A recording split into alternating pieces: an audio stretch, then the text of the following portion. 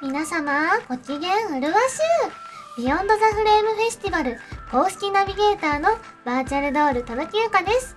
日本初の VR 映画に特化した国際映画祭ビヨンドザフレームフェスティバルは2月12日金曜日から21日日曜日まで10日間にわたって開催中です。オンライン会場で国内外から厳選した VR 映画を配信しているのに加えて、ほぼ毎晩トークイベントを行い、Zoom でのライブ配信と YouTube でのアーカイブ配信をしています。最終日21日日曜日のアワードセレモニーでは、配信作品の中から3作品にアワードが授与されるほか、審査員のそのしおんさん、大宮エリーさん、福田敦さん、さらにアンバサダーのコムアイさんもご登場。もちろん僕も参加します。映画祭について詳しくはビヨンドザフレームフェスティバルの公式サイトをチェックしてくださいね。またこのライブ配信では日本語と英語の通訳が利用できます。画面右下の通訳ボタンを押して日本語か英語の通訳を選択してください。それではお待たせいたしました。今夜のイベントは VR と体験者をつなげる方法、一人でも多くの人に届けるためにと題して、 HTC 日本株式会社VIVEエコシステムのMasada Yuuyaさん、VeeR共同創業者のJingshu Chenさん、アトラス B 共同創業者プロデューサーのアントワーヌ・キャロルさんがご登壇。モデレーターはデジタルドメインコンテンツディレクター&ビジネスオペレーションジミー・チャンさんです。ジミーさん、よろしくお願いします。Hi everyone, this is Jimmy from Digital Domain, and it is really my pleasure and honor to be here for Beyond the Frame Festival. And before we start, I would like to introduce our great panelists. The first one is Mr. Antoine Cayrol. He is the co-founder and producer of VIVE, and also my really good friend that he produced all the amazing contents for me to distribute to different countries. Antoine, do you want to say hi? Konnichiwa. Hello, everybody. I'm really happy to be there, and I hope we'll have a great panel together. And the second panelist is Ms. Jingshu Chen. She is the co-founder of VR. She is a really good friend and also competitor in China that we both distribute in China. Jingshu, do you want to say hi? Hello, everyone. I'm very glad to be here and really looking forward to discussing with everyone here. Thank you, Jingshu. And the third panelist is Masada-san. He is the assistant manager of VIVE ecosystem of HTC NIPPON. Hello, everyone. よろしくお願いいたします。All right. Thank you, everyone. So before we start to do the discussion, I will do a really quick intro about what is happening in VR distribution, especially focus on the 5G and XR with telecoms. So please allow me to share my presentation from here. So at first, I will give you a really quick background about our company. Our company is called Digital Domain. Digital Domain is a company that founded by James Cameron when he was shooting Titanic. So we were in the industry for about 28 years. We were nonstop producing feature films, visual effects, such as like Ready Player One, Avengers, Jungle Book, or all the Marvel movies. And during the past 28 years, we produced over 300 feature films, visual effects. And the latest one we did is actually Black Widow from Marvel Studios. Of course, this feature film is delayed to launch in the theaters because of COVID-19. And we hope 2021 can be really a better year, that the feature films can come back, we can go out, we can travel, and of course, for everyone to produce more contents. And because of Digital Domain did all kinds of visual effects, motion capture, virtual production, and virtual human during the past 28 years, so we started to do VR, AR, XR development since 2014. We did the 2016 Rio Olympic live streaming. We did the first virtual reality music video for Taylor Swift. The first Nike Neymar virtual reality commercial for Nike. And because we developed so many technologies in the past, and at the same time, we also lost so much money on all the investments we did, because it is still very hard to monetize the VR, the AR, XR technology you have or the content you produce. So since 2018, we actually transformed ourselves into a B2B service company on the XR industry. And for now, I would like to introduce more about the 5G plus VR strategy, especially telecom 5G and VR platform. A lot of people are actually wondering why telecoms want to combine 5G with VR. The first reason is because they want to showcase the 5G bandwidth. Because I want to be very honest to you, most of the people, even you guys, maybe don't understand why we need 5G. Because normally with the LTE, 4G, or in-home Wi-Fi, it is already enough for you to download the files you need, or for you to do all the online calls, or to communicate with people, or to stream videos. Why do you need 5G? 4K video, 8K video, or XR content, they are actually the thing that you will need 5G so you can really stream it, because you don't want to download something for 3 hours before you can enjoy it. And then the second thing is because iPhone, Android, they are all promoting their 5G mobile. And also to promote 5G can also to really promote the VR headset. Because in the past, a lot of people were hesitated to buy a VR headset, maybe because of the quality issue, or because of the pricing, or because it is too hard to really stream a content. And right now, because of 5G, no matter on the mobile side or the VR headset side, it is actually something good for telecoms to promote. And then the third reason is actually because telecoms are already distributing those traditional feature films, TV series, or all kinds of short films during the past 10 years. It is really reasonable for them to test the XR content or this kind of new media to their domestic users. This is why more and more telecoms are jumping in. Since 2018, we started to work with Orange and Deutsche Telekom and LG U+.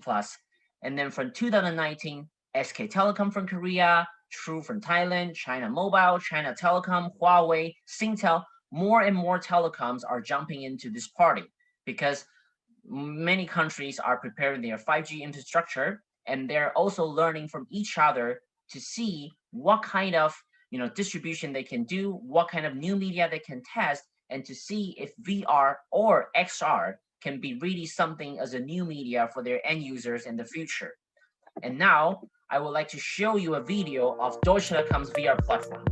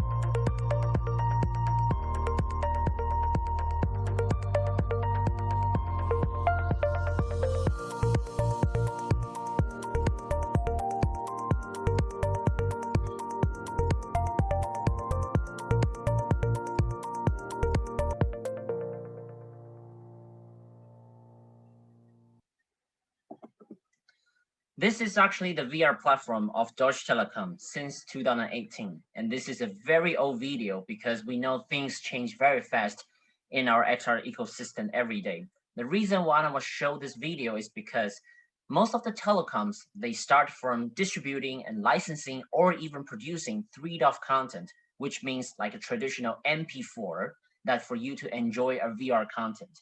And the reason why they do this is because when they start to do this, it will be very hard for them to really promote the VR headset, because promoting VR headset means that they really need to spend a lot of resource and money to purchase headset, to promote headset, and to do a lot of marketing campaign. So at the beginning, no matter from Europe, to China, to Japan, to Korea, or even to Taiwan, my country, all the telecoms are starting from 3DOF headsets, 3DOF content.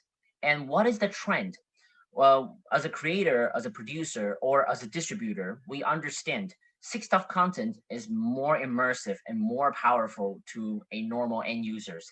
3DOF content is mostly for them to have a glance to understand what is VR or what is XR. But in the end, if you really want them to immerse themselves or to learn something or to feel something from a content, 6DOF is really the format that can let them really understand what is VR, why do we want XR. So more and more producers and more studios, they are really focusing on the 6DOF platform and 6DOF content. And for telecoms, a lot of producers were asking me, like even Antoine, they were saying like, Jimmy, when will telecoms be ready for 6DOF platform? And currently I do have a good news. Deutsche Telekom from Germany, Orange from France, they actually request us by the end of 2020. We are now supporting them to develop and update their content and their platform into 6DOF. And they will want to showcase their platform on Oculus Quest and Oculus Quest 2. So this is really a good, exciting news because most of the studios are producing 6DOF content right now. Maybe they can have a 3DOF version after they complete the project because they can just render it out, setting up the virtual camera. But still, we really want to distribute the 6DOF content. And right now we have two major leading telecoms that they're gonna start to have 6DOF platform. So the next thing they do, they will start to license 6DOF content. And this is very important. And we hope no matter the telecoms in Korea, in Japan, in China, in Taiwan, they can also step into 6DOF platform, or at least to try to license some 6DOF content to do some demo and showcase at their shop to their end users. That will really help the ecosystem to grow faster. And then there is one thing I also want to emphasize. It's kind of like the content creation flow before and after COVID-19. In 2019 and 2018, when I faced producers, normally you will have a concept. Once you have a concept, you will have a pitching file, and then you will have a financing flow. Then you go to the markets to look for public funding, or you try to look for some private funding. Once you have the money in hand, you do the production, and then you go to festivals to premiere your content, and then you start to look for distributors to distribute your content. But after COVID-19 happens, we understand that for public funding and for private funding, they are more careful on choosing the project that they want to invest. The first reason is because they really care about the economy situation the entire world has right now. And the second thing is because from this past 2 years, we realized distribution for XR is not that easy as what we expected. So these funding, these partners, these financial investors, they want to make sure that they can choose a project that really has a good potential to go to the market. So right now, a lot of producers, they have a concept design, but they would like to discuss more with the producers, with the distributors, to understand what kind of distribution plan that they can have for their content. Maybe this content is more for educational, this content is more for museums, and this content is more for LBE, but not for online, or this content is really purely for online, but it's not really good for location-based entertainment. Once they really have a plan for their distribution, then they start to make their pitching files, they go to the markets for financing, and then they go to production. When they finish production, they are ready to go to festivals, and they already know where to distribute the content or who are the distributors that they can work with. And this new flow is actually better for the ecosystem because when we still have very limited audience in the world, that means we have limited users that they have headset. We have limited users that they are really accessing XR content. You really need to identify who is your target and right audience. When you really know where your audience is, then you will know how to produce your content, how to distribute your content, and you actually can find the right profits.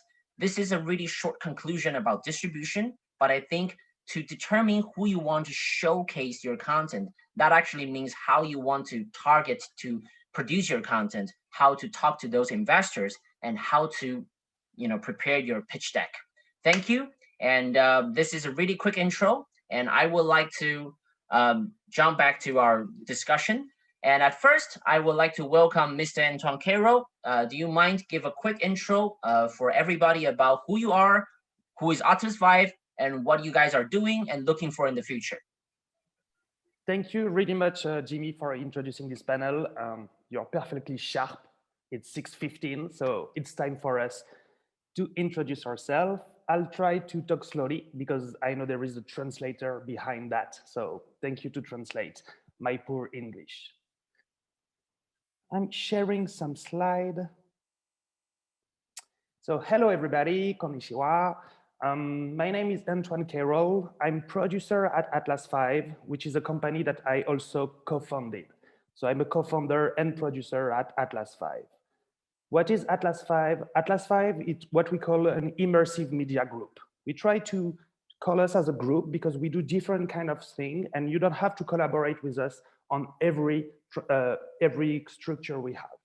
First, what we are is producer. So Atlas VIVE is a production company. We try to do immersive content.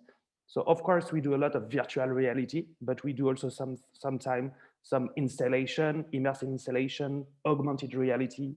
What we try to produce is immersive content that is narrative, based on storytelling and not on gaming. We also have a structure to fabricate the content called Albion, which is our production facilities that can really fabricate what we're producing. And we also distribute our content a lot of time with partners as Jimmy Cheng, and sometimes directly ourselves. We'll go more deeper on that during the panel. Briefly, what we did the last year, the company was created 4 years ago, and we've produced quite a lot of immersive project. As I told you, a lot of them are based on VR. Some of them are 3DoF, some of them are 6DoF, some of them are installation based. Some of them have also a dome version, and we'll speak later about how making different formats on the same production. So we try to produce a lot, and we're lucky too because we collaborate with a lot of people. We do a lot of international co-production. A lot of things that we do at Atlas is something that we do with at least 1, 2, or 3 other partners around the world. The last 4 years, we were really lucky to work with amazing directors. That brings us a lot of awards. You can see on this amazing slide that is really good for my ego. And I think festival is really important because it's like the first window to open to the public. And festival is also something that trigger the curiosity of the press outlets. So the more you go to festival, the more you have press article, the more great director come back to you to send you great project. So it's like a circle that is really important. As I told you before, what we try to do is collaborate with people all around the world. So this slide is a little bit old because VeeR is not on it, and I'm collaborating with VeeR a lot recently on Battlescar and Gloomy Eye, so I will change this slide. As you see, there is still the Magic Leap logo, and Magic Leap is not so much too involved in the immersive arts right now. So as you see, I'm putting all this logo to show that we are working with countries from all over the world. Okay, you can see France, Germany, you can see Argentina, the US, of course, UK, Canada. What we try to do is gather a lot of different talents around the world to collaborate on an immersive project, but also then we need to finance the project. And that's something that's really important for us at Atlas, is trying to secure financing to create a project. And VR is an early market, immersive is really an early market. So we need to find a lot of money from different people because people need to share the risk. Nobody wants to take the risk on investing 1 million on a VR project. Market is really too early, but a lot of people agree to share the risk to co-produce something together. So that's what we try to do at Atlas, finding great project, the perfect partners for it, and then move to festival and to distribution. I think I talk a little bit about Atlas on the background because we will go deeper on the distribution later on the panel. And I want to be more precise on what we do on distribution. I think I'm almost at the end of my 5-minute presentation. I'll try to be sharp as Jimmy. If some of you want to send me some amazing project, we are more than open to read. You have here the email address that will direct you to Danielle. Danielle is someone working with me, and she will be sure there is everything she needs to send me the project to me and my partner after. Thank you really much for listening to me, and impatient to begin the discussion. Thank you, Antoine. Your introduction is super sharp. I actually calculated the time. You used less than 5 minutes. So your timing control is perfect. And second, I would like to have Jingshu. Do you mind to give a quick introduction about yourself and also VeeR VR? Because you guys are playing a very important role in VR distribution since early days. Thanks, Jimmy. I'll share my screen. Okay.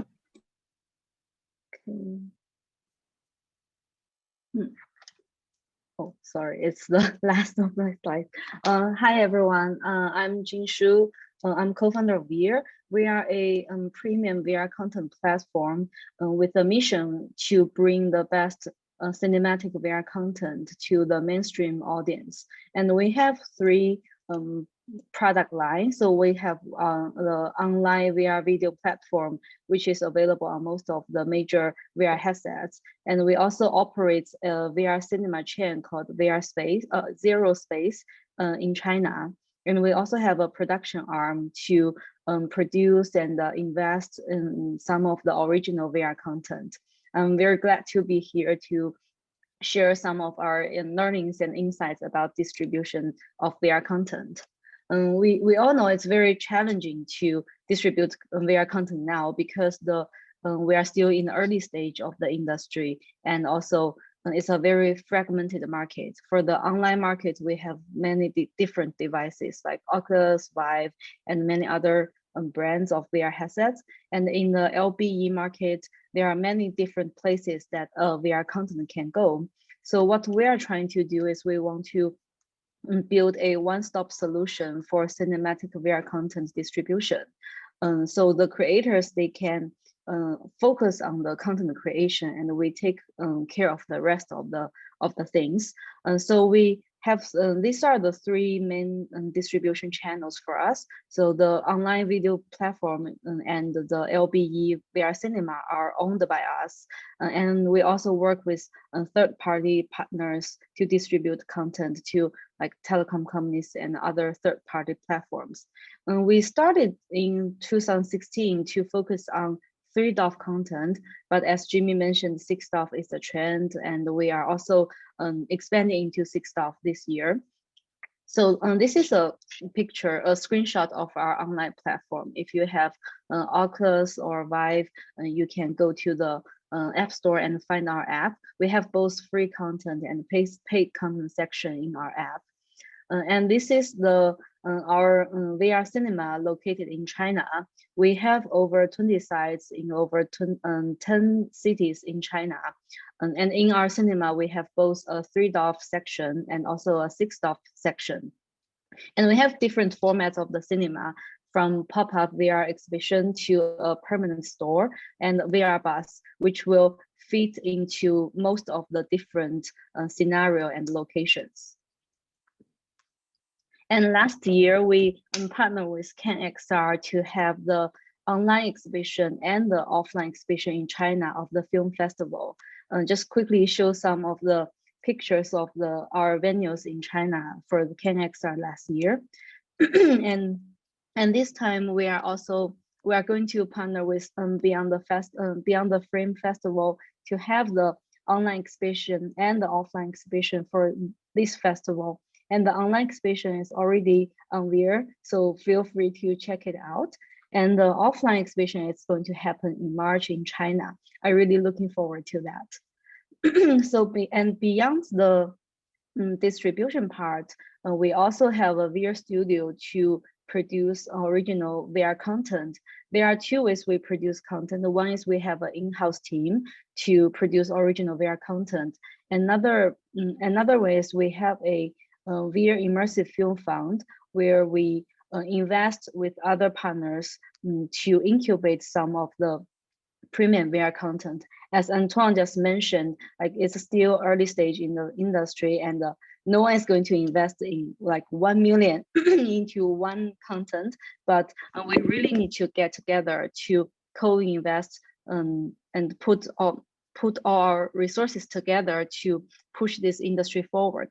So our VeeR Immersive Film Fund is always open for application. If you have projects, feel free to reach us from our website.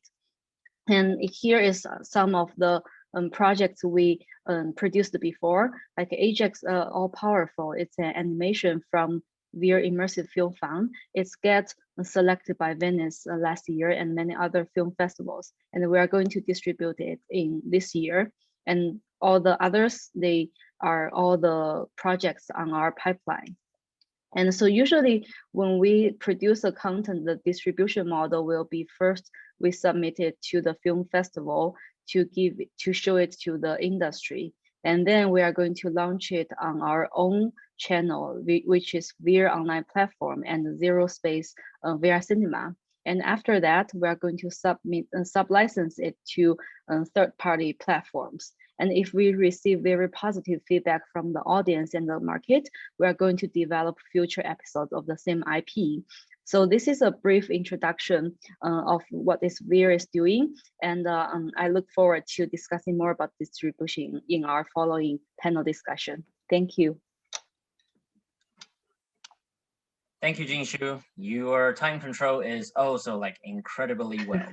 So we really can save more time to do a discussion. I think that is the best for everybody. So Masada-san, do you mind also introduce about HTC NIPPON and also the platform and what you are looking for in the future? I think that's very important for our Japanese creators and audience.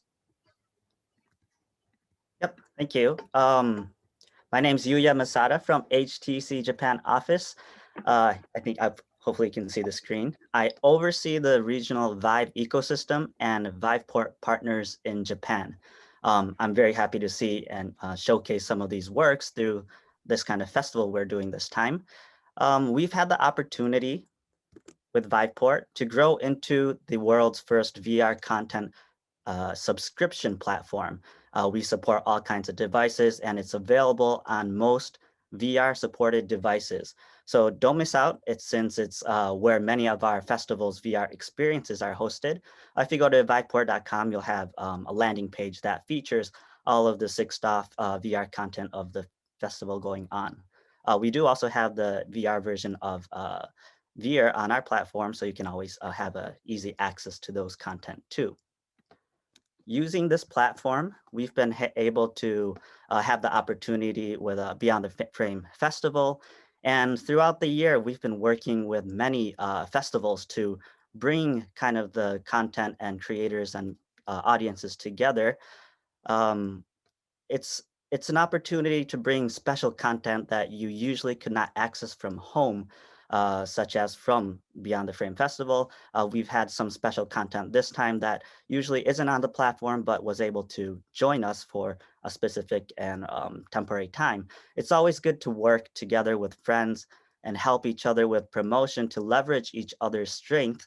So I look forward to more fun activities. I think this is Japan's first VR festival. I'm very happy that VivePort was able to be part of that. It's happening globally. I want it to happen more in Japan. And hopefully we can bridge abroad and Japan together with this kind of platform. Okay, and then to share a little bit about myself, I'm Japanese, but I'm in this English-speaking group because, first of all, my background, I grew up in the United States, mostly in the state of Michigan, where we call Motor City. That's where most of the world's top car companies used to be. And I worked for several of them. But at some point, I decided to move to Taiwan and learn new languages, new cultures. And that's where I ended up in HTC. And then in Japan to help with cross-cultural operations of bringing virtual reality to everyone. So my strength is in being able to speak to and communicate with all kinds of cultural backgrounds. So I hope I can talk about some fun things that are happening and going on in Japan that might inspire you to try and explore. So feel free to ask me any questions. You can see on the screen my email, so you can screenshot or take a picture of it and use it when you need it. Thank you. Back to Jimmy. All right, thank you, Masada-san. So guys, let's start to do our discussion. I think during my intro and everybody's introduction, we were all mentioning about, from 3DOF to 6DOF, and there are many differences between 3DOF and 6DOF, and we all understand 6DOF is more powerful. But the problem is, but I think the most important thing is we are still producing both 6DOF and 3DOF at the same time because we are looking for different distribution strategy. So I think the first topic that we need to discuss is what is the difference of the distribution strategy between 6DOF and 3DOF? And I think I would like to start from Jingshu, because Jingshu, you were doing 3DOF distribution since like 4 years ago, even before I jump into the XR distribution. And then I think from 2019, you start to look for 6DOF content, and you guys are also doing location-based entertainment. So can you share more about like the strategy that you guys are doing or you guys foresee in the future? Yeah, sure.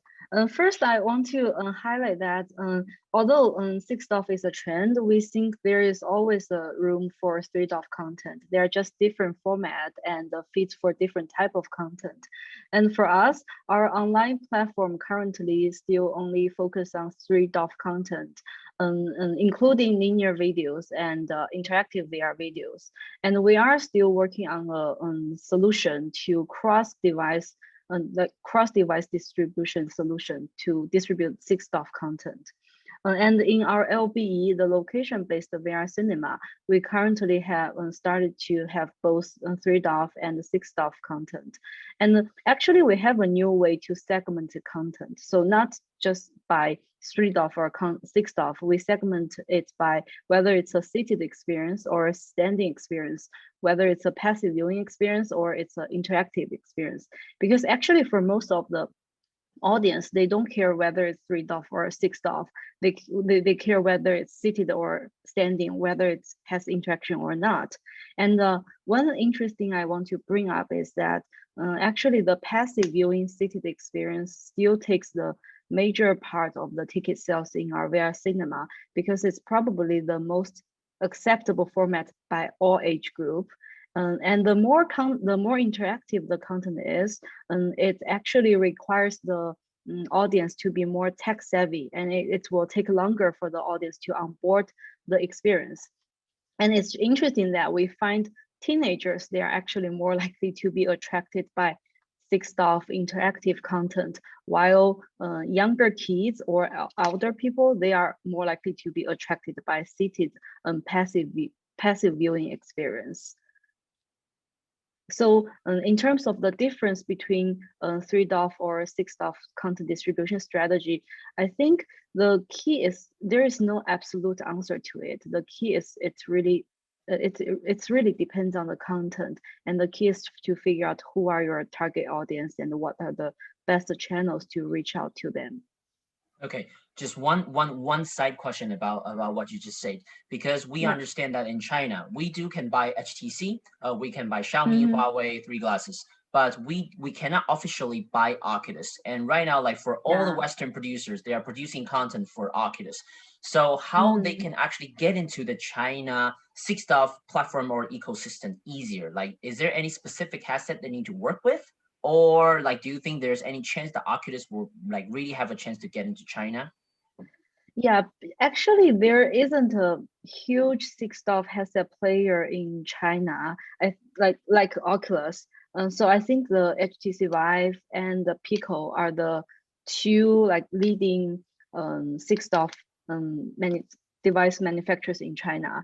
And Oculus, as far as I know, they don't have plan to enter in Chinese market. So if producers are looking to Chinese markets, the online market, I think Pico and HTC are the manufacturers to work with.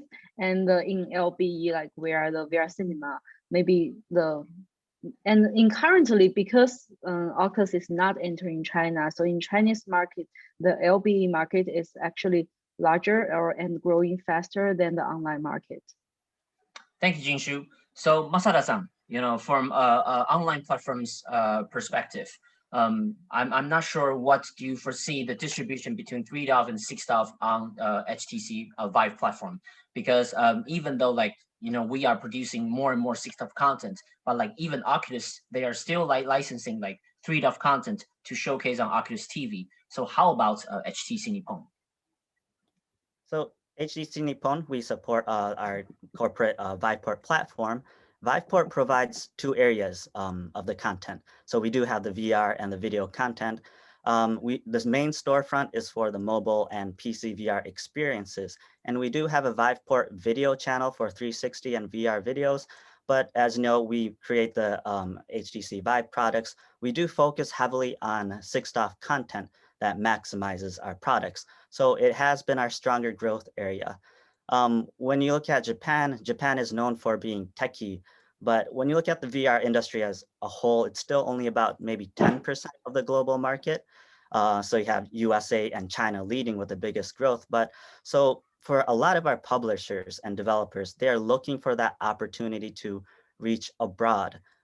We have that platform for the storefront, both 3DoF and 6DoF, but whether it is 3DoF or 6DoF, we're constantly reaching out to our partners in Japan to help and provide opportunities to expand their works to our global HTC channels.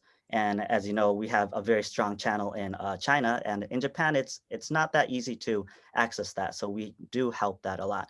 And besides just helping developers getting on board with, for example, VivePort, we work together to help optimize their content and succeed in English and Chinese speaking regions, as well as sometimes we do provide localization support if necessary. So our Beijing office, we can help with the Chinese support. And then we have a San Francisco office that can do all the American support. With that, any Asian developer will be able to reach a global market through the VivePort platform. So that helps with their strategy. If they don't know about it, it's my job to have that engagement in this region.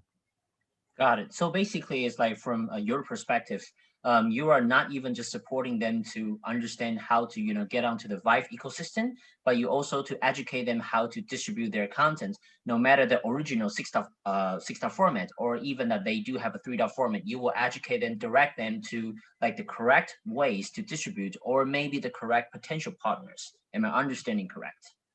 Yes, and it's my job to connect them to people like you and our partners. Thank you, Masada-san. So Antoine, from a producer's perspective, when you are producing a content, you are looking for platforms, you are looking for distributors. And distributors, we have online distributor and offline distributor, and like specific like diversion for like festival distributors.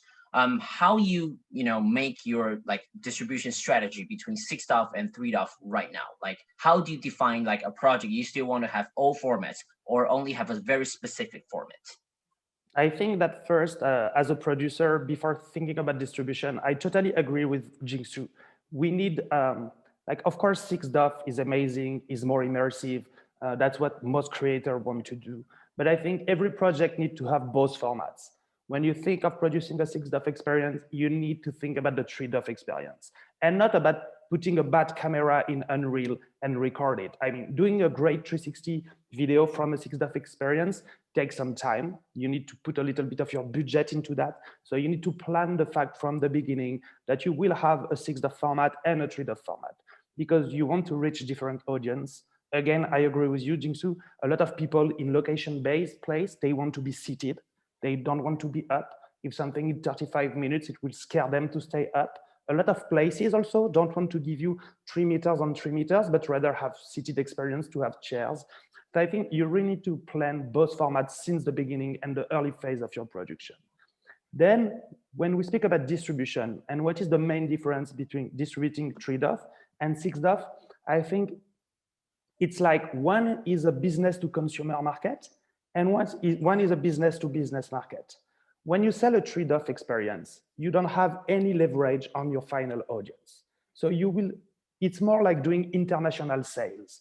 You have a content and you need to find partners around the world that will broadcast the 3DoF experience to their audience. So I will either do that directly, doing a deal with VeeR, or I will do this with an intermediary, like giving my catalog to Jimmy that will sell it to China Telecom, So I think but in any case, I will not control the VeeR audience and I will not control the China Telecom or China Mobile audience. So really this part is more like doing sales one by one. You need to control your time window and your geographical window.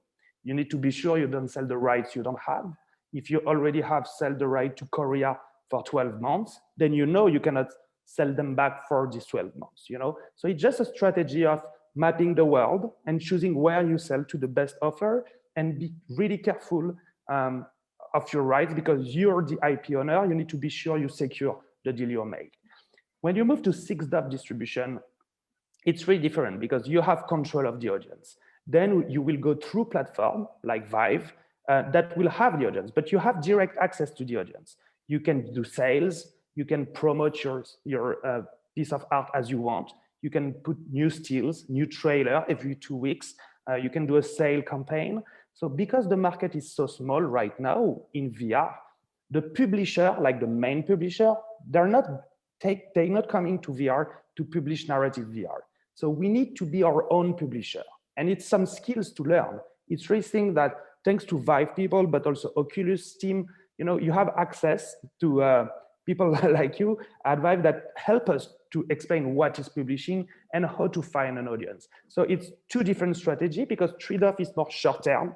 I make a sale and then I don't care anymore. I'm happy, I make my sale and I will trust my business partner to find an audience. In 6DOF, I need to plan distribution on a long term. I need to plan on 24 months. I need to plan to have promotional assets, a lot of different ones. I need to plan my sales campaign. There is the winter sales, the summer sales, the St. Valentine sales, the full moon sales. There is sales all over the time, because we know that people buying their VR don't want to pay the full price. They will put you on wish list and they will wait for the sales to come to buy. So it's two different strategies. Both are interesting, and I advise any producer to do both, but it's really something you need to think differently. Thank you, Antoine. I think that is a really, really good, answer, because like for me, Digital Domain or Iconic Engine, we are representing like 160 studios, and we are mainly focused on the 3DOF distribution. And that is exactly what, as Antoine said, like we have to be really responsible to all the studios that we work with, like what kind of potential deal we can get, how do we monitor it, how do we make sure that we can really get the fund back for the studio, when do we start to discuss about the renewal, when do we discuss about the termination. I think like for 3DOF, it's really case-by-case discussion, how to get the best offer. But for 6DOF, it really depends on a producer's plan, how to do all the campaigns and promotion. So like, after we talk about like the distribution strategy, the next question I think for everybody to discuss is, what kind of projects are most experienced by platform and LBE users during the past? I would say we started to talk about VR from 2015, but I think we really start to talk about online platform and location-based entertainment is actually from 2018. So let's say for the past 2 years, what are the most experienced contents for online platform and LBE? And for this, I would like Masada-san, can you jump in from the online platform first? Because HTC has a really good history, background, and distribution records in the past.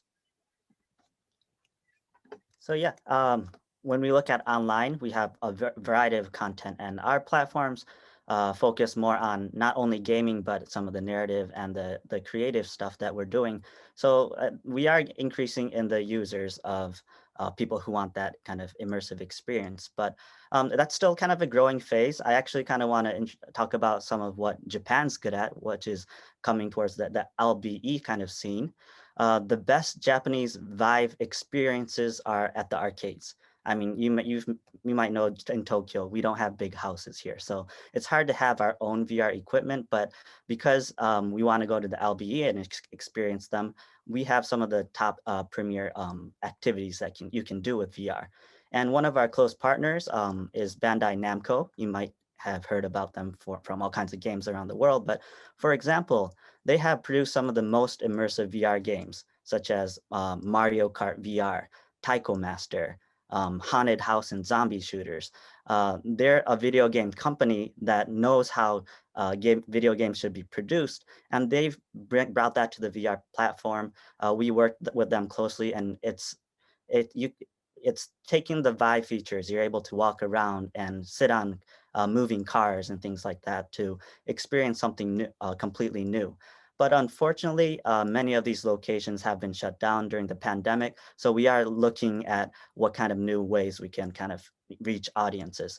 But meanwhile, we've also seen a huge growth in a new kind of category called the virtual YouTuber or the VTuber market. It's a little off from kind of the creative content we're talking about recently, but creators are using this kind of virtual avatars, virtual environment to play with VR and experience new ways of how we do immersive things. So when we look at our users love to play and experience VR, but they also want to be inside that world. So we're getting to a point where people are not only just wanting to experience, but they want to be there. So we have social VR platforms like VR Chat on Viveport that's getting a lot of downloads. People are logging a lot of hours into. And we also have virtual studios. One is called Virtual Cast, where users can become anyone or even their favorite TV or game character and use that to interact with friends or their own audiences. So they might use that studio to stream onto YouTube. These kind of new ways are increasing on Viveport also. And we even have growth in games that let you replace the main character with your own avatar. So it's really as if you get to be the main character. You actually replace the main, you import your own character, and they could be a fighting game where you're using your own avatar to fight other people. There's also an RPG game where you yourself is in the game and you go adventure and play the game. So when you look at what's being played the most, this kind of new social kind of category is probably the growing and most accessed. Later, I'll talk about kind of the other categories and trends, but it's kind of an interesting situation in Japan with the virtual kind of VTuber kind of scene happening. Thank you, Masada-san. I think I would love to discuss this, after the panel, because like for our side, Digital Domain is actually working on the virtual human for feature films during the past 14 years. And right now we actually can do photoreal 8K real-time driven virtual human.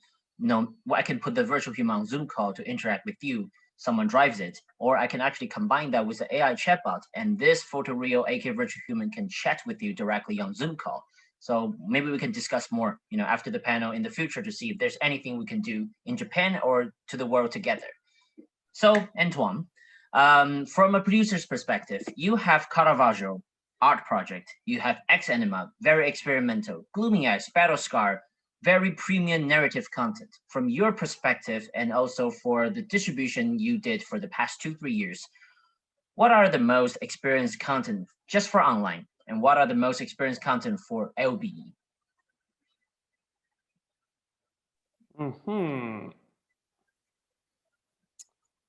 I think you tricked me because I was not supposed to be on this question, but I'm happy to reply.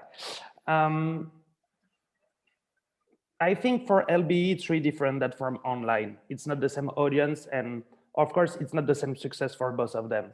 I will say the more cultural pieces really have a great attraction. Like when we did Dawn of the Art is about the caveman and the art of the first caveman. This experience is works really well in LBE. A lot of people want to learn and learn something useful. Educational is something really important when you move to LBE. Of course, museum, but a lot of gallery and cultural places want to put that piece really in front. And that's one of the best seller in location base, I will say right now on our catalog. And at the opposite, online, it works a little less than Gloomy Eyes or Battle Scar. I had the feeling, and it's really an early feeling. And again, you tricked me. I didn't prepare this answer, so I'm improvised there. I have the feeling that at home, people want more to simply entertain, have a nice story, something maybe a little bit more feel good, or just something that dive you into storytelling. And I have the feeling that when you go out, you really want maybe to learn something a little bit more. Also, a lot of location-based places I work with. I don't work yet with location-based in Japan, which might be a little bit different and more towards entertainment. But a lot of location-based places that I ask my content are places that based around cultural institution, cultural event. If we take like even Marina Bay Side in Singapore, or if we say the Hyundai Foundation, all that is like foundation, gallery, museum. That's why they want more and more cultural thing.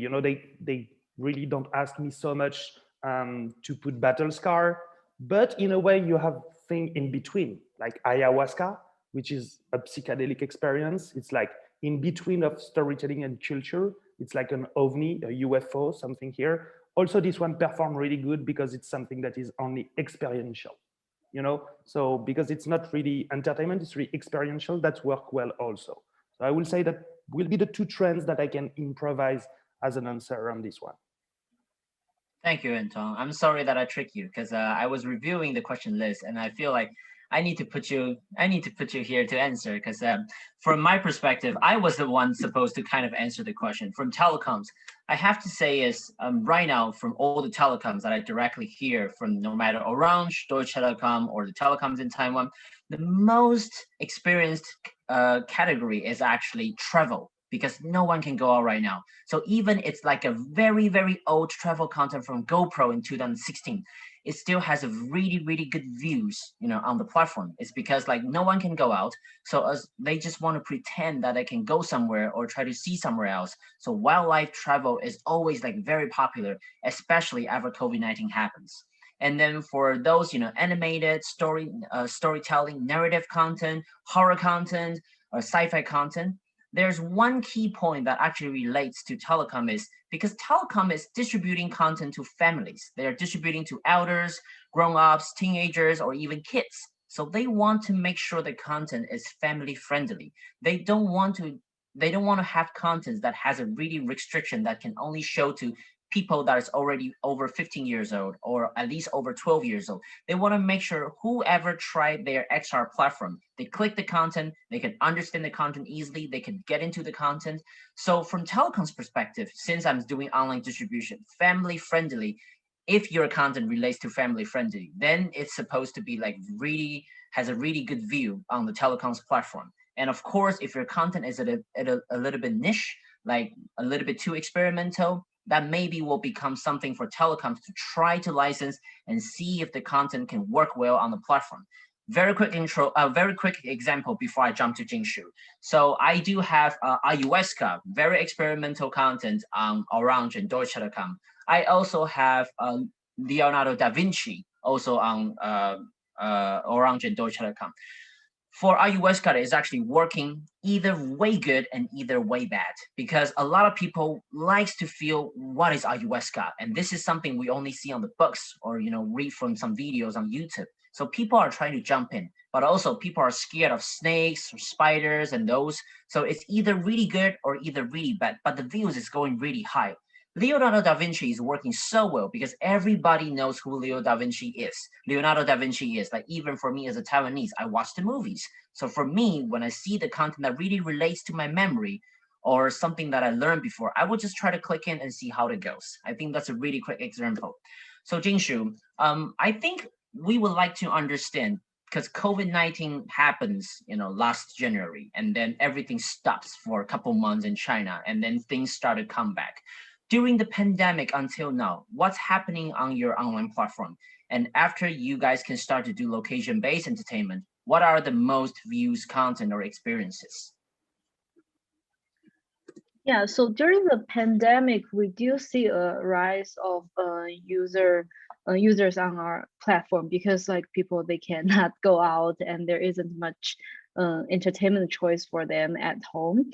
And for the online content consuming, maybe because it's the algorithm of our platform, we tend to like recommend different content to different people. So the distribution of the views are actually pretty evenly distributed among like different content. But I do have, but in the LBE market is very different, because I think the user behavior for online and LBE is different. For online, people already purchased the content. They're just like laying back and browsing all different content. They might try different things. So for example, like traveling content or content like ayahuasca, like something like that people are willing to try, they all usually get like high click-through rates, but the completion rate of the video might not be that high. That's because I think most people, they are browsing around and they can, if they just click into a video, and if they feel they don't like it, they'll jump to the next one. But in the LBE, it's very different, because in our LBE, people pay for the tickets. they select a film and they pay for the tickets and then they watch the film. So in our LBE, it's actually the top content takes probably 70% of the views. And I have a slide I can quickly show the top content in our LBE last year. And these are mainly 3DOF content because we just recently started to support 6DOF in our LBE. And this year, so I think this year's the data, this year in 2021, the data will be different from last year. But here are the top 9 content in 2020. And this is based on the ticket sales and the audience ratings in our location-based VR cinema. And I'm not going to go through this one by one, but I think there are some things we can summarize from this top 9. So one is most of the content like First Step, Everest, or Close Encounters, which is wildlife, about the wildlife in Africa. And all those content are, first, the topic is pretty familiar with audience. They understand, oh, what is the space, what is the wildlife, and also it creates an astounding experience that people can never experience in reality, or very hard to experience in reality. So those type of content, we call it like visual spectacles. They are really popular in LBE. People are very willing to pay for this type of experience. And another interesting thing I want to highlight is that actually, Jimmy, you mentioned the kids for like the telecom companies. So actually in LBE, kids are a big group of audience in our LBE cinema. So I'll go to the next photo. So if you take a look at the age group, actually children aged between 6 to 10, they are a big group of consumer in our VR cinema. And to them, VR is not a new thing. They get attracted and get adopted by VR very quickly. But different type of content, they do attract different audience. So take these 3 content as an example, although they are all on our top selling list, they actually attract a very different group of people. Like First Step, it's about space traveling, space and travel to the moon. So this is pretty much all group, all aged content, and it attracts more male audience than female audience. But if we look at the Everest, it attracts it's more likely to attracting elderly people than children. Probably children have no idea what Everest is. And in the meanwhile, Underwater World, which is about the underwater animals, it mostly attracts kids, and it also attracts more female than male audience. So back to the topic, Antoine, you mentioned that when you distributing 3DOF, it's more about selling to the platform, while in the 6DOF, you can get more data about the audience. I think in 3DOF content, we are trying to give creators more detail about who the audience are, because we think it's really important to deeply understand the audience. Because even if we are targeting, for example, young people, there are many different young people, and they like different things. So I think like giving the creator the data and help them truly understand the audience is very important. And so these are some of the most popular content in our LBE. And there are another thing we did is we trying to doing research to see what's we feel there's still gap between the audience expectation and what we already have in the market.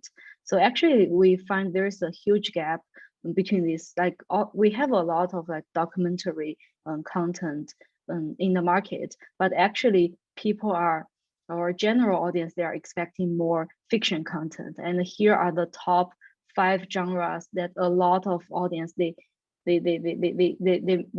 express their expectation for this type of content coming to the market, and they are very willing to pay for this type of content. So if you are thinking about making new projects, I think here are some of the genres you can think about.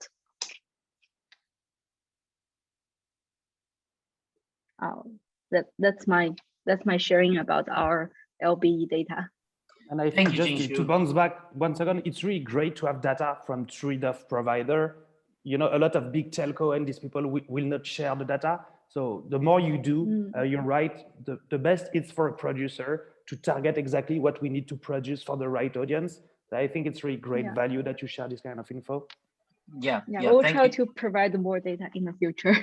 Yeah, Jingshu, this is really, really helpful because like we are working with telcos, and even though I can access to the backend system of 2 telecoms in Europe, but the problem is I cannot officially share those statistics with the producers and studios. I can only like under table talk to some friends to let them know what's happening, because like telecoms are still treating this kind of information like a confidential. But what you just shared with us is like super valuable for producers and distributors and even platforms to understand what is the market looking for. And thank you so much.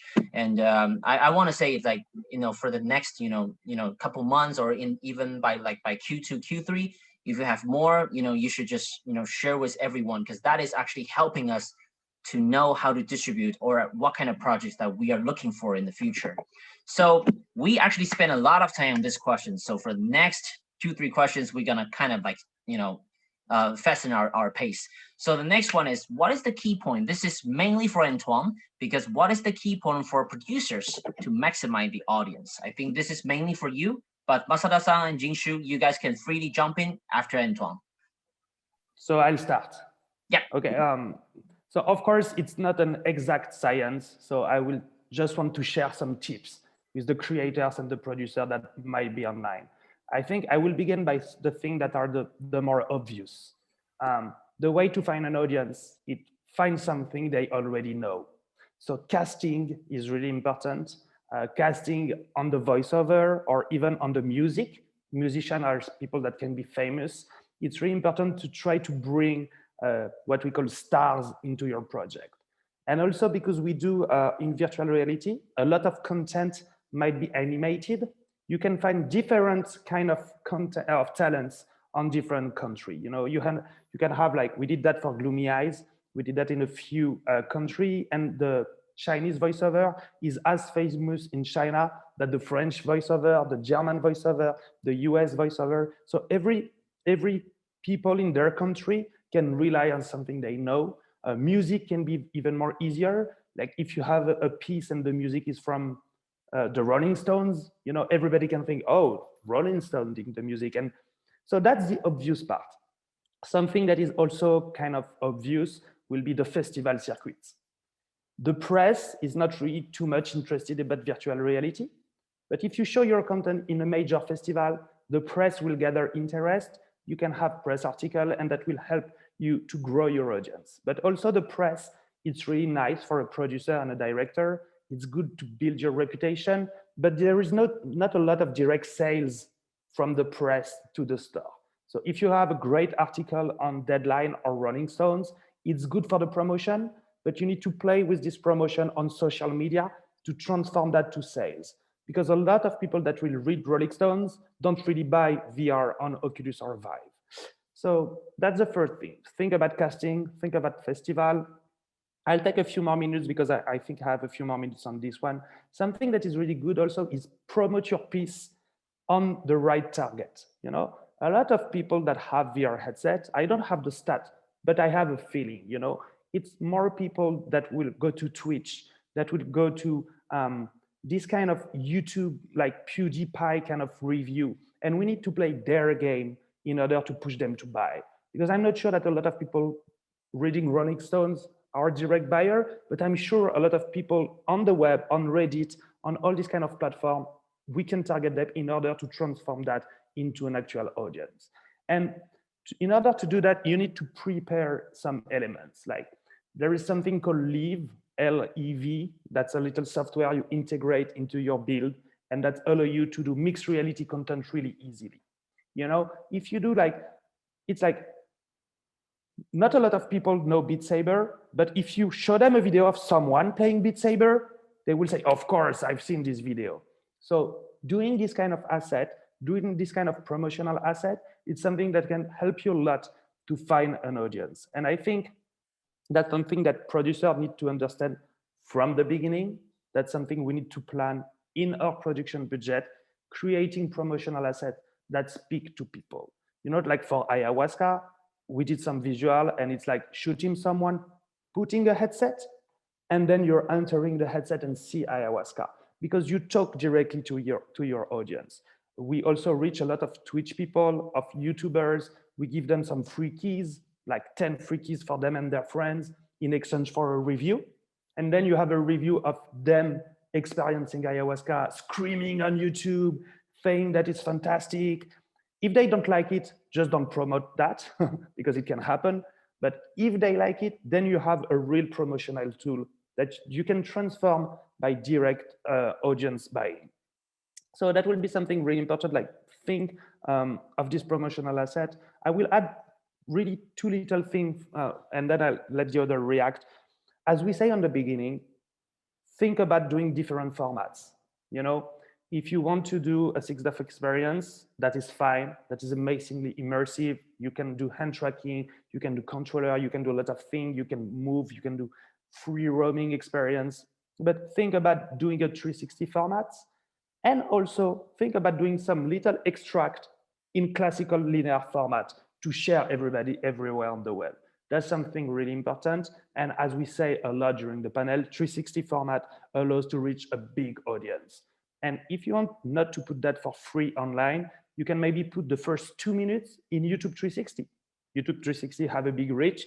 You can put the first 2 minutes there and then have clickable links that will put you to the different store to buy the experience. So we need to think that our audience is borderless. Our audience is pretty young and really deep into the new socials like Twitch, TikTok, YouTube is something that we need to keep in mind. A last thing I will say, it's for the 6 DAF part of publishing, think your distribution as something really long, okay? Because people that are going to buy a headset, when they come to the store, they don't specifically want the latest production.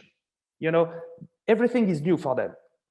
They just bought a headset, you know? So what you need to do is not drop your project after 4 months and start publishing of the other one, you know? Think that as a long planning.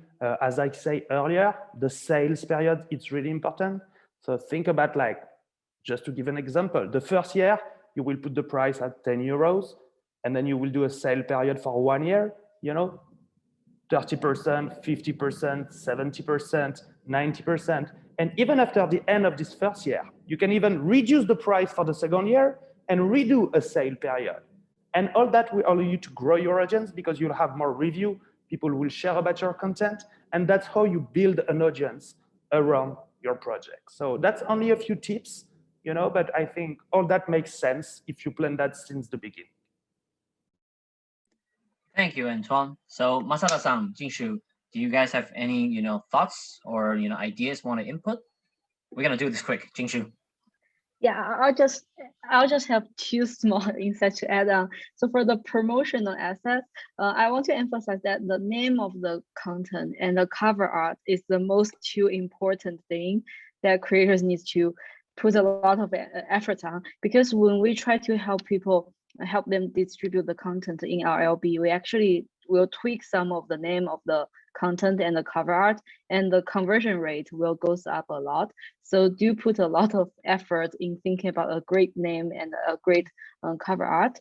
And secondly, in terms of understanding if you are doing 6 DAF on Oculus Quest, Oculus, they publishing a marketing research about their gamers profile, which depicts the core users of Oculus Quest users. They are like dedicated gamers, play to win gamers, or steady gamers. And understanding the gamers profile also really helps you to build a solid distribution strategy. Thank you, Jingshu. Masada-san? For me, quickly, it's more of an appeal from the Japan market. Localization. Localization is probably the most important, especially from content coming out of Japan, but also from abroad. You would think, even Japan, we don't all speak English. It's harder to understand English when it's in unique platforms, and it breaks immersion. So when we have more localized and better localized, it helps with delivering the content here. So that's something we're also working on VivePort. A lot of our content, I would say only 5% is really localized in Japanese. So there's a big opportunity. Our market is growing, but we just need that content to be more reaching out to the art audiences here. And you never know, your content, you might have catered it for a different region, but we may like it. So that's kind of one point I would love to see more from producers when they're planning for the distribution. We're here in Japan to help promote too. So if you can get that localized, we will support. Yep, I agree with you, Masada-san. I think localization is very important. The only telecoms that they don't really need localization is actually Deutsche Telekom, because German, they're pretty okay with English. But for like the telcos I'm working with in China or in Taiwan or in Japan, localization is very important. And but I have to say is for the producers, because like when they're doing distribution, if they really need to spend money to do localization for most of the major languages that they're gonna distribute, is actually a really big cost for them to do it. So normally, like when we do this, is when we foresee there is a distribution opportunity, and also the telecoms they request for localization, then we will start to discuss to see if the telecom can actually pay more to do localization. No matter it's just putting on the subtitles or they really hire someone to do the voiceover. I think that can also help. But because I want to say is for producers, they also need to manage the cash flow really well.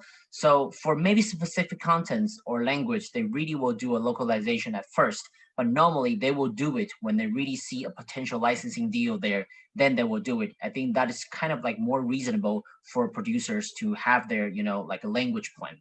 So the next question, I just want in one quick minute to say that if you don't target for a famous casting, localization is not expensive. I did 2 or 3 localization in Japan. If you pay for a big casting, of course it's expensive, but just to translate and to record and integrate a Japanese voiceover, I did it the last 2 months. So yep. 6 months ago, I didn't know. Right now, I know. It's really not expensive. Don't think that you need to put $10,000 into that. No, you can do that for 2,000 USD and do a 35-minute interactive piece and localize in Japanese. So there is a company that are really specialized in doing localization in Japan and in a lot of countries. So don't think it's only for the big studio. If you're like a small producer, you can also do that. It's also for you. Got it. Thank you, Antoine. I think I will also deliver this to other studios I'm working with. So the next one is actually for Masada-san and Jingshu. What are the changes in the trends of VR content for recent years? If possible, I would say let's start from Masada-san. Okay, I'll just go ahead and share from my screen 2 pie charts. So this is all-time 50 titles from our VivePort platform. That's since 2016 when we started. So trend, we can say trend is changing. I'll show you a different slide after this. But in the beginning, it used to be more gimmicks, the quick wows of virtual reality. You're on a building, you're falling, and people are screaming. That's what it used to be. But after more time, we're gaining more serious gamers and VR fans. So we look at, when we look at more of the popular content, so the next slide here,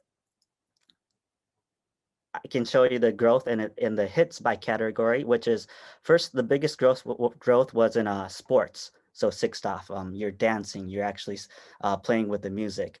Second was horror. It kind of goes with the 3 side where people are wanting more of that kind of the story part or more of that longer content that makes you say wow and experience.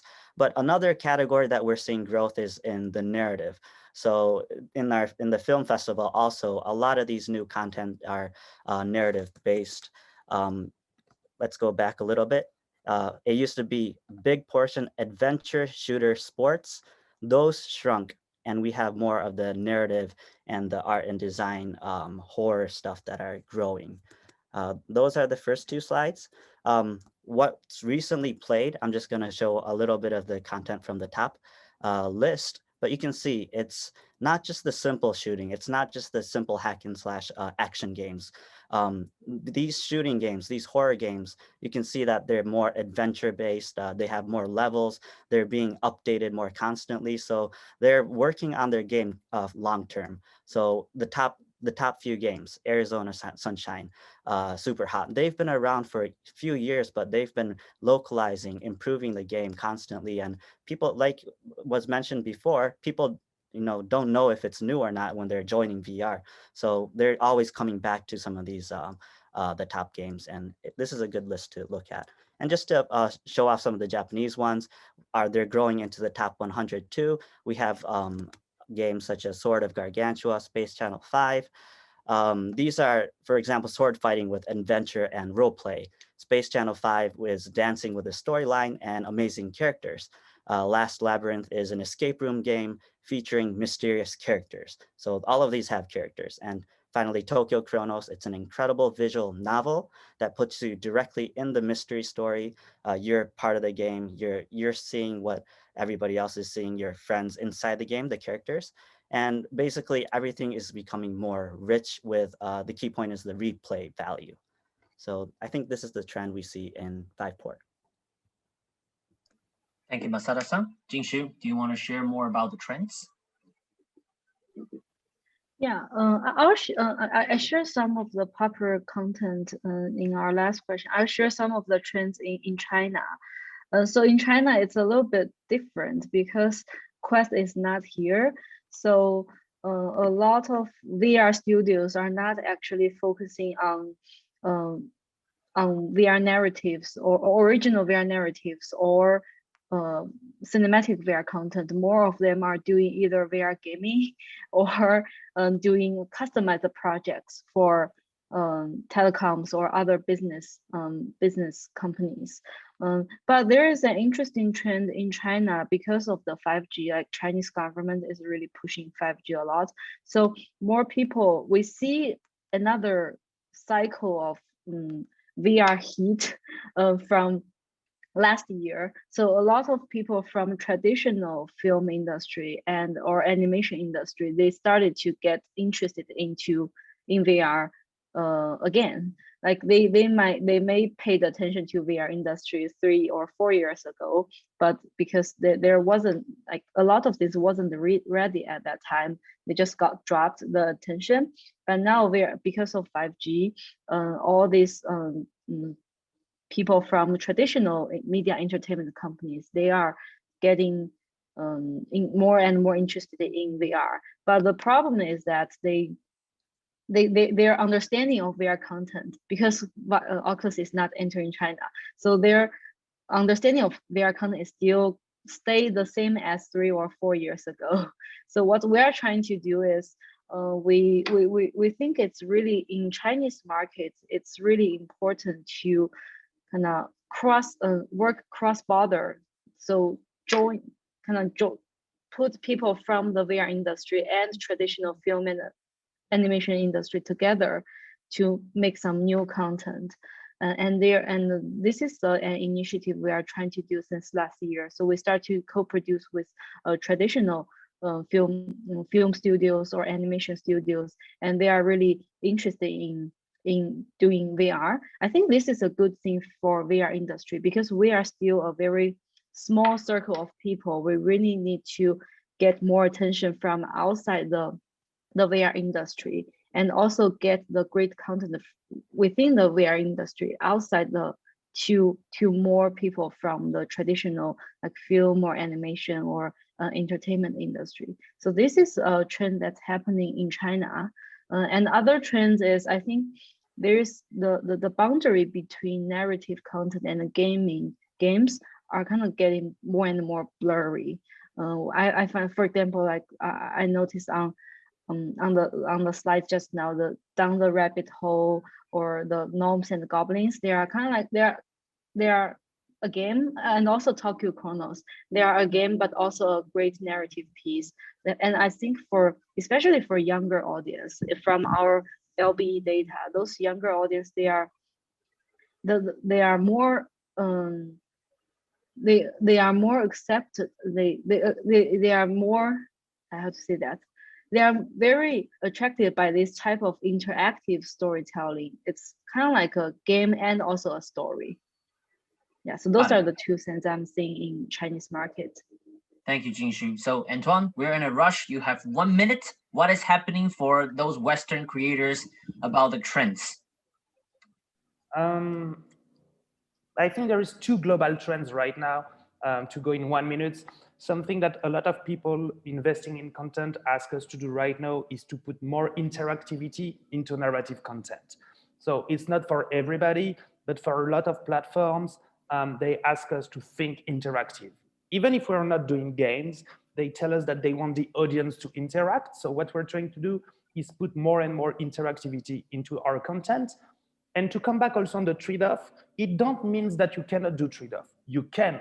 You just have to embody the trade-off experience as you're playing it. So that will be the first one, more interaction, because as you say, Jingshu, the frontier between game and narrative is really blurry right now. And I think narrative can be really strong, but a lot of the audience want to interact during the story. A little thing also that's coming right now, I think because of this virus that is all around, is a lot of people ask us to do more feel-good experience. So they ask us right now to do more positive experience. I'm not really specifically happy with that because I'm not doing too much comedy, but I need to adapt to the market. And right now there is a big asking for feel-good kind of experience. So that will be two trends that are right now, but as we all know in the immersive market, everything is changing, everything's 6 months. So let's see what happens in 6 months. Perfect, nice 1 minute. So at the very last of the panel, before we keep a little bit time on Q&A, please, I would like to start from Masada-san. Can you use 1 minute to give us a conclusion about what you foresee or what's the future perspective of XR distribution in Japan or globally? Yep, both in Japan, globally, we're always looking into the future with 5G and telecom integration to be able to provide VIVE and VivePort as a platform for new ways to consume media. VR on the cloud will be a dream come true for many of us, even a fan of myself that love VR and immersive content. But until then, we're still waiting. Even in Japan, it's not there yet. But until then, we will continue to explore how to deliver content to different audiences. I believe this festival has been a great example of bringing creators and audiences together during times like this. So it's great to have this because we're stuck at home trying to figure out what happens next. So I look forward to more creative ways to provide VivePort to everyone. We've been accepting new kinds of content, different ways to play, live applications where you download a game, there's nothing there until you buy a ticket and meet real live actors inside the application. We're open to new ideas. So that's what we're doing globally, and also in Japan, we're partnering to make that happen. So not just VR or AR, but we're trying to look at various options for everyone. Thank you, Masada-san. So Antoine, what is your thoughts? I think I could spend 20 minutes speaking about the future because nobody knows. But if I need to choose one point, and I think, of course, we're in the strange situation this year. COVID shift and change a lot of strategy. What I think is like when it will be a little bit behind us, I'm not saying that it will be eradicated. Of course, the virus will still be there. But when it will be controlled, people will really want to go out again. I'm sure people stay 1 year at home.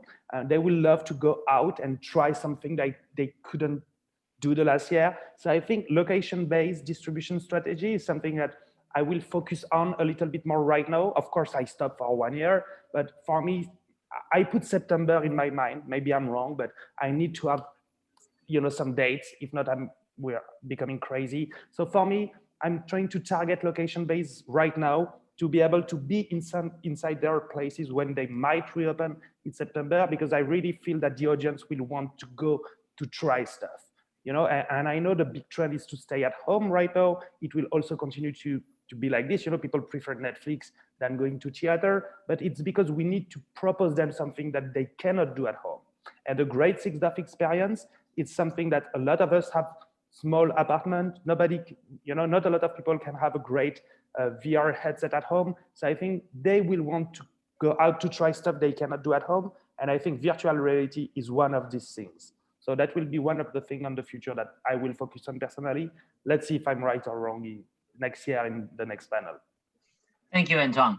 So Jingshu, can you be the closing person for our discussion?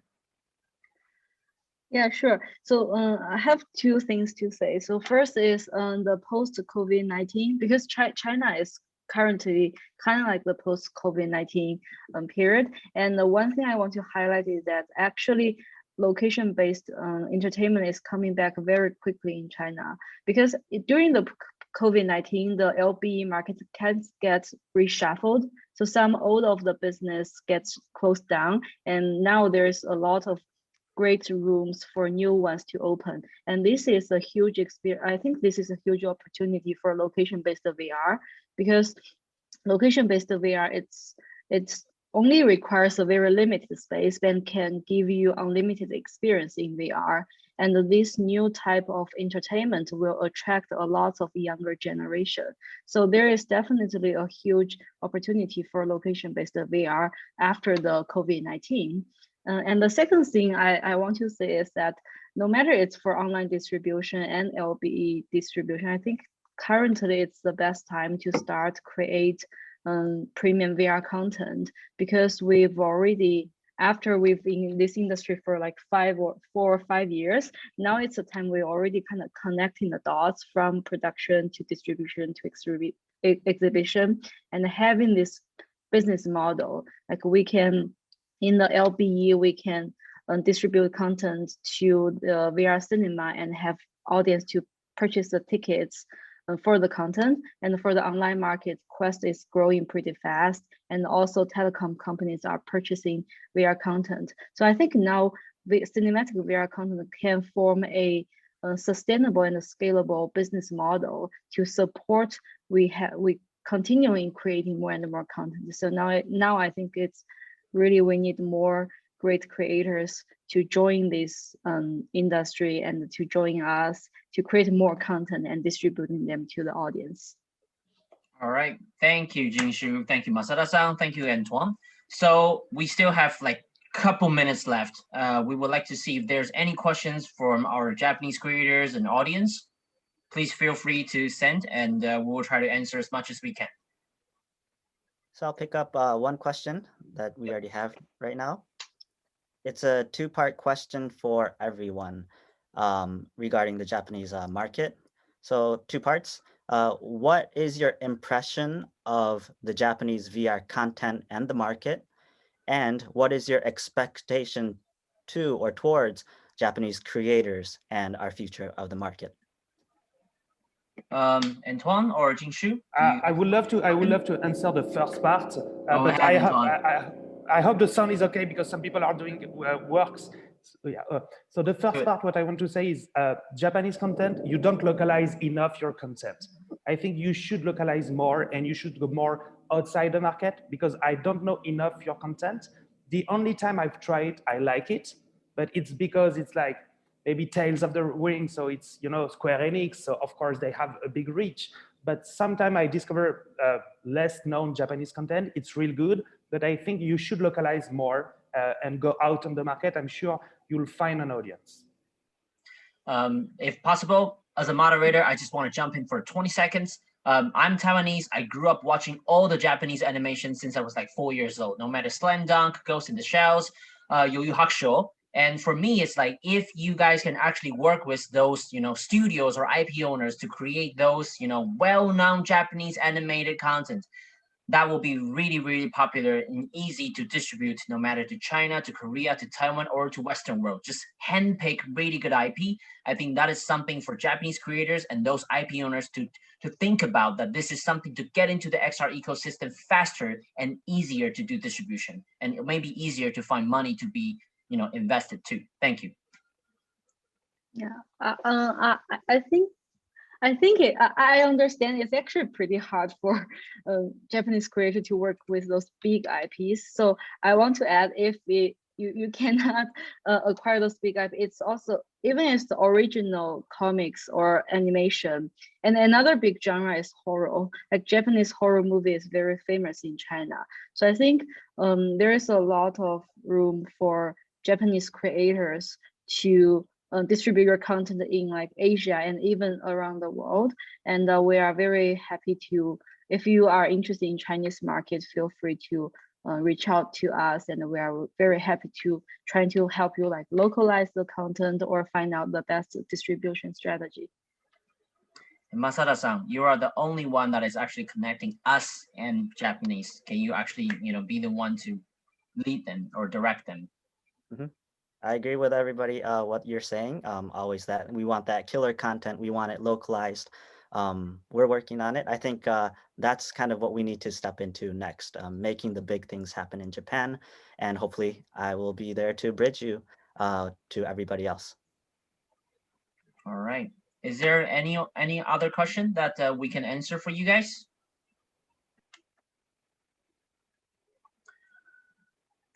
All right, so if you have any further questions, please feel free to email to Beyond the Frame Festival. We are all talking to Tetsuya-san, and he will actually coordinate if you have any further question, and we can actually answer for you, by emails or by any. Can you share everyone's contact info again, please? Maybe we should just right now type down our contact information here to everybody.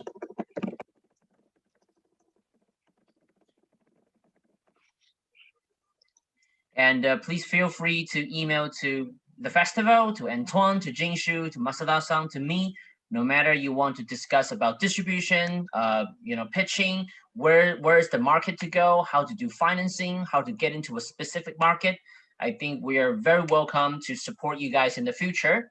And thank you Beyond the Frame Festival to having us here. And it is really a pleasure to speak with Antoine, to Masada-san and Jingshu. Guys, say goodbye to everybody. Goodbye, everybody. Thank you. Bye, everybody. Bye. All right, thank you. Bye-bye. Bye-bye. ありがとうございます。ありがとう。ありがとう。イベントご出演者の皆さん、ありがとうございました。さて、ここからはビヨンドザフレームフェスティバル公式ナビゲーターの届きゆかから改めて映画祭についてお知らせです。日本初の VR 映画に特化した国際映画祭ビヨンドザフレームフェスティバルは2月12日金曜日から21日日曜日まで10日間にわたって開催中です。3作品にアワードが授与される本映画祭の審査員は映画監督の園志音さん、作家・画家の大宮エリーさん、ブランドコンサルタントで株式会社スピーディ社長の福田敦さんという豪華なメンバー。さらにアンバサダーにはコムアイさんが就任。僕、映画祭公式ナビゲーターの届きゆかもバーチャルの世界で生きる者として VR の様々な表現の発展を応援していきますので、皆様どうぞよろしくお願いいたします。